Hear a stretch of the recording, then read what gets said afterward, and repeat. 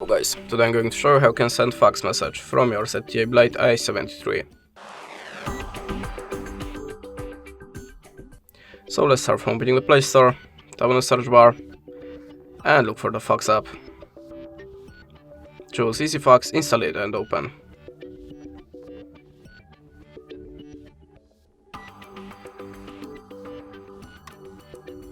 To show again this green banner, you have to restart the application. Click on the plus and choose source of your document. I'm gonna pick something from my gallery.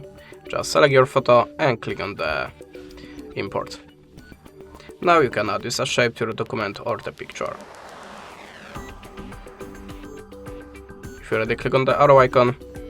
Now you can choose the filter for a photo to make it more visible. If you're ready, click on the accept. Choose the country from the list and type the number in this place. To send the message, just click on this button. That's it. Thanks for watching, leave us a like, recommend, and goodbye.